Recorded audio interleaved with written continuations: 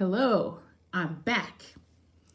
So today I wanted to do a quick video to kind of explain why I have the keeper's mentality when it comes to watch collecting.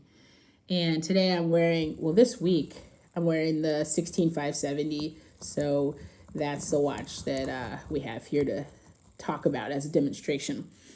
Okay, so I came up with 6 reasons. I really been thinking about this. I say that I have the keeper's mentality. I really don't like selling watches. Never really traded or flipped. I mean, there's an asterisk there. I have technically traded or sold a Milgauss to get the BLNR, but that wasn't really intentional. I wasn't planning and strategizing to do that. I just suddenly got the call and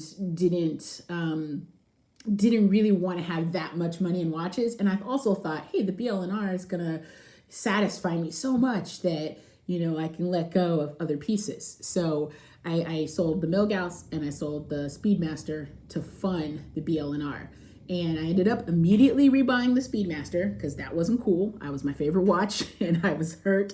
My heart hurt when I made that sale. But the experience really taught me that, no matter what I say, I have to believe and I have to know that I'm not a seller. I don't want to do that. That's not how I want to enjoy this hobby. So I wanted to explain the reasons why and think about it a little. So the first reason is I'm embracing this culture of permanence, right? In a disposable culture, in a time when you have a cell phone. I mean, I have like an archive, maybe a box of old technology, of just like old laptops and cell phones and things that need to get disposed. But it's like a disposable digital culture. And, you're always changing your objects and your items. And for the most part, that's the world we reside in. But wristwatches were not designed for that. They weren't designed to just like toss them when you're done. Maybe some quartz watches, are like that. That's certainly why I ended up getting into mechanical watches, was because I was tired of having cheaper watches and having to replace the battery. Whenever the battery died, I would toss the watch basically and get another one. The strap would get nasty and the battery would die and it was time to go buy another fossil, right? So these are not a part of that world. This is what's really attractive to me about mechanical watches, is that they're in it for the long haul. This watch is a early 2000s Polar Explorer, I believe.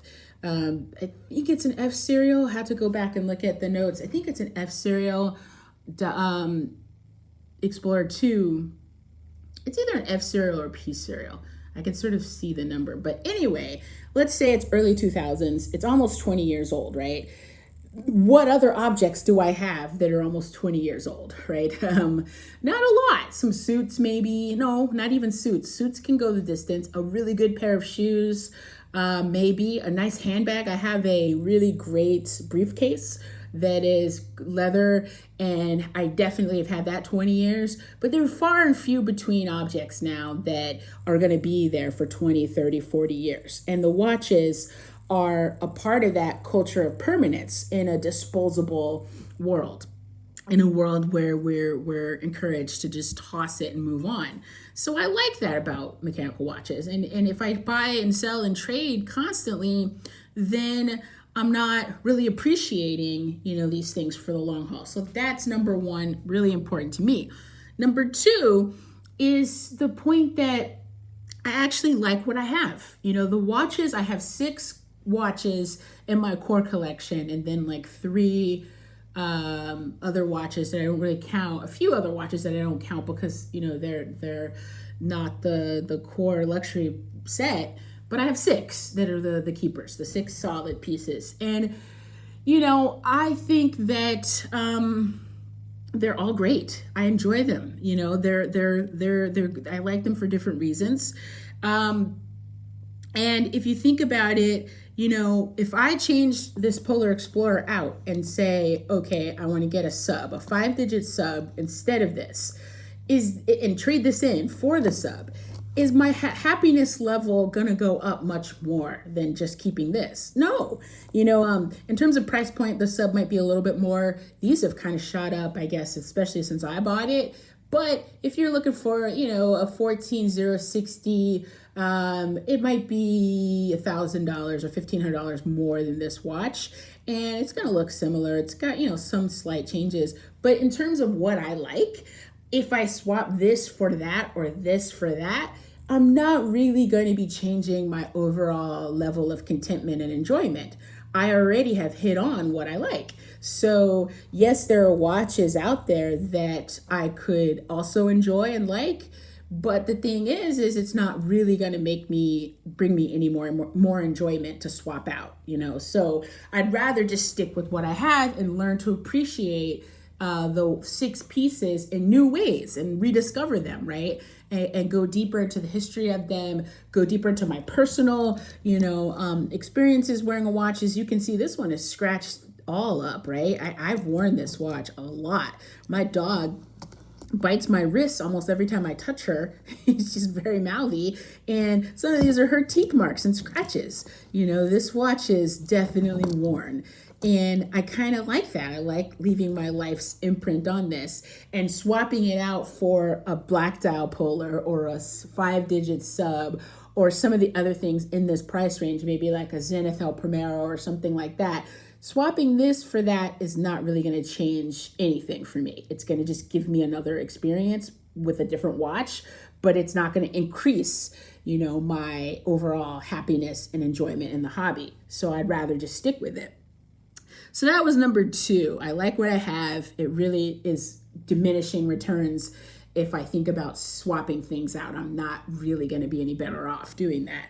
So that's number 2. Number 3 is I don't have any big fish. There are no, I hesitate to use the word grail because I really don't like the use of that word. Maybe I'll make a video about that someday.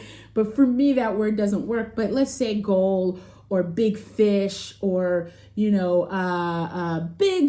dream watches.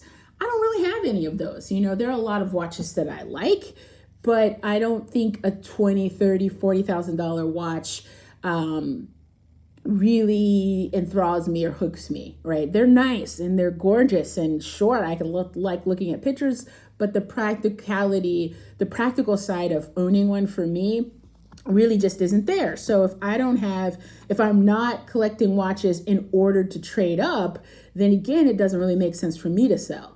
I see why people do that because, the watches are sort of a stepping stone to what they really want to get.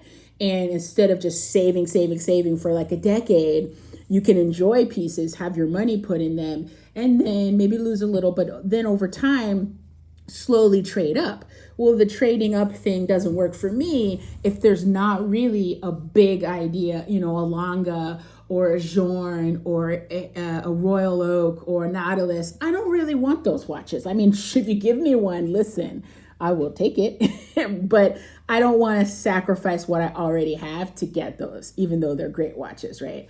And they're coveted and stuff. So it just doesn't make sense to me. It's not attractive to me to have that level of a watch. I kind of am comfortable in a certain price range. So there is no big fish. That was number 3.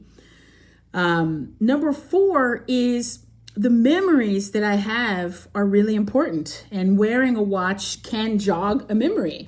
It can be a marker of time. So the same way fragrances, you smell a fragrance that you used to wear, or you smell a fragrance of an ex-partner or something, or you smell, baked apple pie and it reminds you of being a child or something. There are these things that will jog our memory. And watches are kind of one of those. If you're wearing a watch through significant experiences or a significant time in life, that watch can be a way for you to remember those moments. And that can't happen for me if I'm constantly trading my watches. If I have a watch for a couple months, then I get another one, of course I still have those memories, they're mine, but then the watch can also serve that purpose of jogging my memory, reminding me when. So I have to wear watches for a long period of time in order to bond with them and in order to build those memories and wear them. So the Explorer 2, for example, I've worn this watch literally all around the world. I've traveled with it. It's a very cool Rolex to travel with because if you put it on a strap, and I often have it on a NATO strap or a leather strap. I have a honey brown leather strap that I wear this with. It's so under the radar, and most of the time it's under my cuff anyway, so people can't see it. But I've worn it all over the place, all over the world. And I can remember some of the trips when I was staring at this watch, looking down at it for time, trying to convert the time with the GMT hand, like figure out, what time is it at home, or to jump hour using the hour hand to jump the time. I remember that. And that, again, if I trade this watch in and get another one just because that watch is better, then I really could kind of sacrifice, those meaningful moments and memories around the watch and around the travel and other stuff. So, for me, I have a set limit of 10 watches. And I know, it's like, hey, you're like a drug addict in this hobby. And so you can't believe what any of us say. But, I know folks will say, hey, yeah, sure, you're going to get to 10 and then you're going to keep going. I don't think so.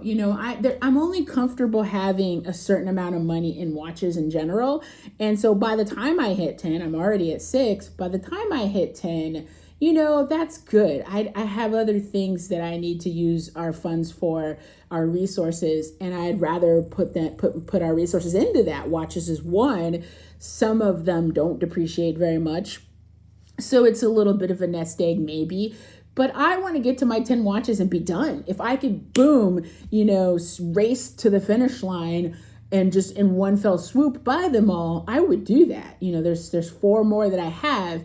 Unfortunately, some of them are allocation pieces that I don't know when I'm going to get them. But if I got the call today, you better believe I would just go ahead and do it, because I want to get on with just enjoying them and not hunting and not looking. I mean, I know what I want, but the waiting and the hemming and the hawing, I just want to have the collection that I can enjoy for the long haul and enjoy it, learn about them, wear them, build the memories. I'm very maniacal about my rotation schedule, so get into that, put that energy into something else. So, yeah, I think that once I get to that point of 10 watches that I'm looking forward to, that's it. There's not really a way for me to have more than that and still wear them, and spend a significant amount of time with them. And honestly, 10 is kind of a lot. 5 was good, 6 is really good. So, it's worthwhile for me to think about, do I even really need 10?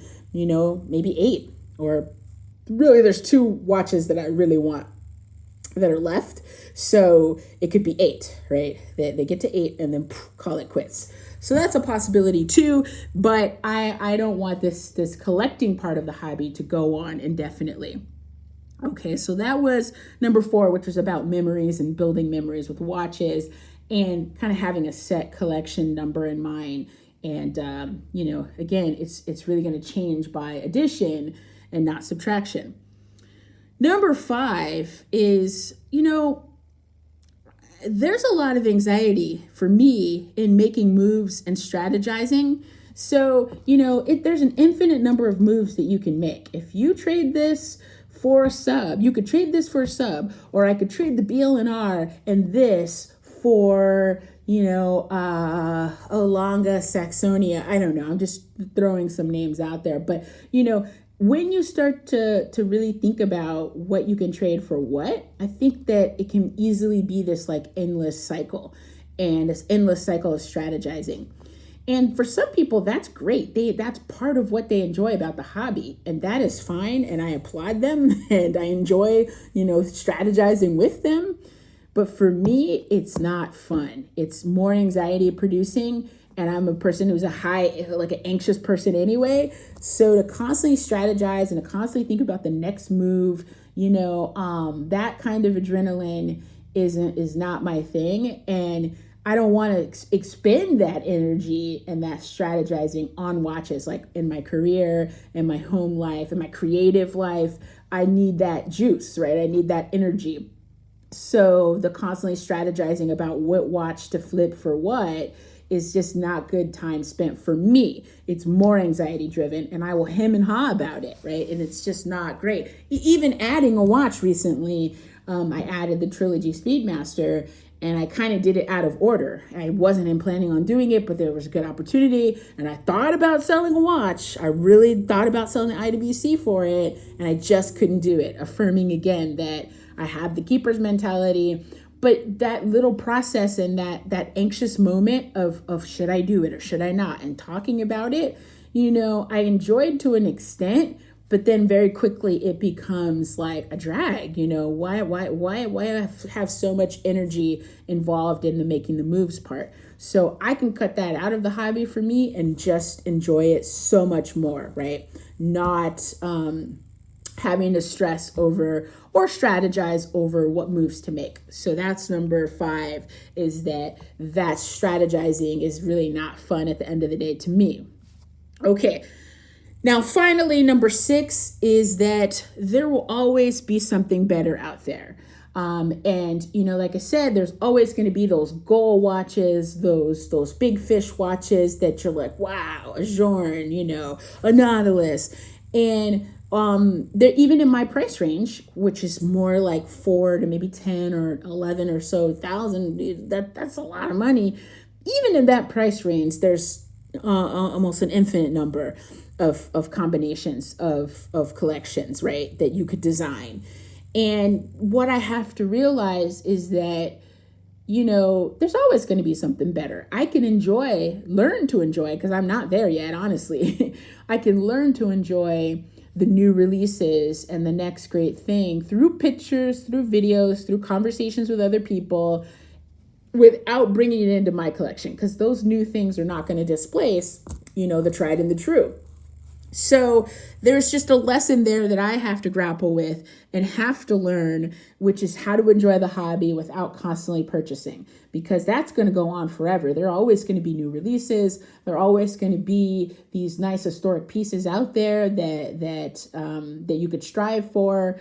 But I would rather learn how to deal with the fact that, at a certain point, I'm going to reach my cap and the world will go on. The watch world will go on in advance, but I will sit right here with what I have. So that's the final thought on why I have the keeper's mentality. It is not for me, and this is all not to say, I don't mean to say that other people should do this. I've just figured out what works for me, and maybe I'm a rare bird, I'm already a rare bird, in the hobby in many ways. So, other people can experience it and are experiencing the hobby just as they want. And those guys out there and ladies out there who do enjoy flipping and selling and trading, no disrespect to any of you, go for it. I will cheer you on. I will vicariously enjoy your collections, and I will even send you tips on, hey, maybe try this watch, But on the sidelines, I will try to keep my core collection, my keepers watches. And they're all keepers, right? That's the lesson. Even the lower tier watches that I have, like the SKXs and stuff, I'm not trading those or giving those away. I might give those watches away, but I'm not going to sell and flip them or anything like that and replenish them. I'm just going to keep them, and be in it for the long haul. So thanks. This is Penny, and that's my explanation of why I try to keep my watches and have the keeper's mentality for the hobby.